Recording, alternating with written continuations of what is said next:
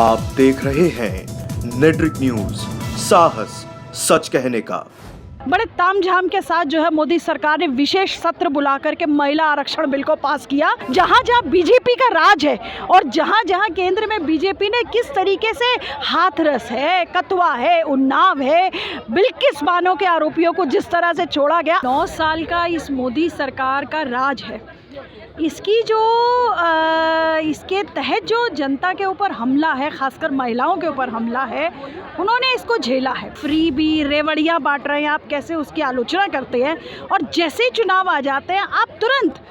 200 रुपये की छूट देते हैं, फिर आप 300 की देते हैं, फिर आप कहते हैं उज्ज्वला के तहत जो हम संख्या को और ज़्यादा बढ़ा रही है। जनता की तकलीफ़ों से जनता किसी तरह से लड़के जो कुछ ये छीन पाती है, आपने जिस तरह से इसका मजाक उड़ाया है अपने विभिन्न सभाओं के अंदर और फिर अंत में आप खुद भी वही कर रहे हैं, तो लोग समझ रहे हैं। औरतों के ऊपर आप पितृसत्ता का दमन और ज़्यादा तेज कर रहे हैं, क्योंकि जब आप उनकी शिक्षा, उच्च शिक्षा तक पहुंच को सीमित कर रहे हैं नई एजुकेशन पॉलिसी के द्वारा। देखिए, मुझे लगता है कि पूरे देश की जनता ने, जिसमें जिन राज्यों में चुनाव आ रहे हैं उन राज्यों की जनता ने भी ये जो 9 साल का इस मोदी सरकार का राज है,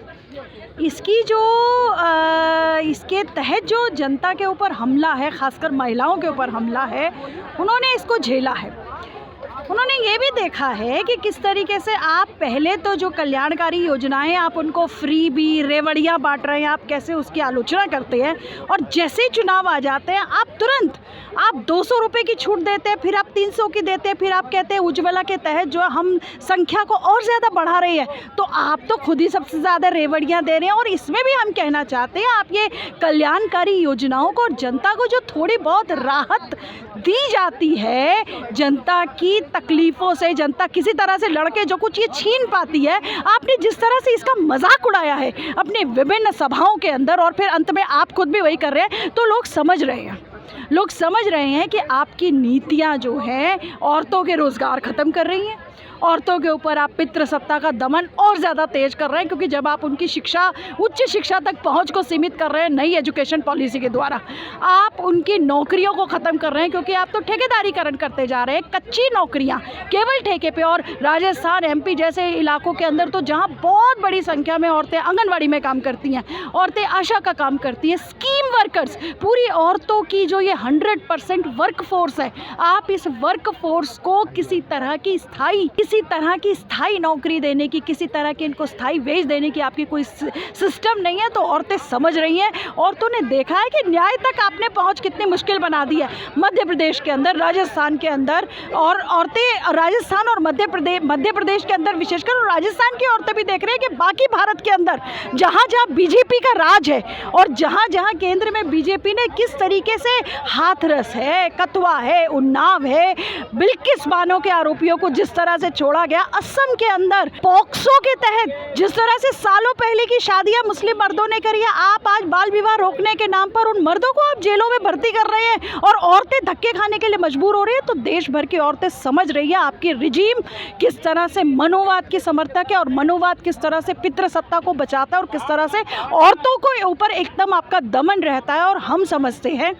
कि जनता के पास और आधी आबादी के पास, और मैं एक बात और, बड़े तामझाम के साथ जो है मोदी सरकार ने विशेष सत्र बुला करके महिला आरक्षण बिल को पास किया। और महिला आरक्षण बिल जिसमें महिला आंदोलन का बहुत बड़ा हिस्सा 50% की मांग कर रहा था सीटों के रिजर्वेशन की, आपने 50% तो छोड़िए, 27 सालों से जिस वजह से वो बिल रुका हुआ था, ओबीसी का कोटा, आपने उसको भी दरकिनार कर दिया बिना किसी वजह के। और आपने ये भी नहीं किया कि 2024 से ही महिलाएं उसका लाभ उठा ले, आपने उसको जोड़ दिया जनगणना के साथ, आपने उसको जोड़ दिया परिसीमन के साथ। तो भारत की औरतें, भारत के उन तमाम आने वाले चुनावों में औरतें मतदाता समझ रही हैं कि आपकी रिजीम औरतों को कुछ नहीं दे सकती हैं। और उन्हें जब भी जैसे भी मौका मिलेगा इस रिजीम को हराने का, वो निश्चित तौर पर सामने आकर इस रिजीम को मात दी। नहीं, फ़ायदा नहीं होगा, क्योंकि औरतें समझ रही हैं कि आप एक्चुअली जैसे ही चुनाव आते हैं तो आपने तुरंत उज्ज्वला का दायरा भी बढ़ा दिया, आपने सब्सिडी भी बढ़ा दी, और पिछले 9 साल से जहां सिलेंडर जो उज्ज्वला के नाम पर दिए गए और पहली बार में ही सिलेंडर खर्च होने के बाद औरतों की स्थिति नहीं थी उस सिलेंडर को भरवाने की, ईंधन के लिए उसे अभी भी इंतज़ाम करने के लिए जंगल की लकड़ियों के ऊपर ही निर्भर रहना पड़ता, तो औरतें नहीं भूलेंगी उसको। और जो आपने आरक्षण के नाम पर मजाक किया कि उसको 2024 से भी लागू नहीं किया, 50% नहीं किया, ओबीसी को आपने छोड़ दिया, तो औरतें समझ गई हैं और इसका असर जो है निश्चित तौर पर बीजेपी भुगतेगी। देखिए, स्मृति ईरानी हैं या भाजपा के जितने भी अधिकांश जो महिला सांसद हैं, जो जब तक भाजपा संसद में नहीं आती है या जो गैर भाजपा शासित प्रदेश होते हैं उनके बारे में जो वो फर्राटेदार भाषण देती हैं, लेकिन जब बीजेपी शासित प्रदेशों के अंदर, चाहे वो उन्नाव का मामला रहा हो, कथुआ के अंदर आरोपियों के समर्थन में जिस तरह की रैली हुई, या बिल्किस बानो के सजा याफ्ता दोषियों को जिस तरह से फूल माला पहनाई गई, लेकिन बीजेपी की महिला सांसदों को कुछ भी नज़र नहीं आया। बल्कि हमने तो ये भी देखा, पहलवान, जब महिला पहलवान जिन्होंने देश को ख्याति दिलवाई थी, देश को स्वर्ण पदक और पदकों के पदक दिलवाए थे, जब वो जंतर मंतर पर बैठी थी और जब बीजेपी के नेत्रियों से सवाल पूछा गया तो कैसे वो मीडिया पत्रकारों से भागते हुए नजर आई थी, मीनाक्षी लेखी सरीखी नेता। तो ये तो भारत की औरतें देख रही हैं ना, और उन्हें मौका मिल रहा है और वो देख रही है, और निश्चित तौर पर वो इसका जवाब देंगी ही, इसका जवाब देंगी।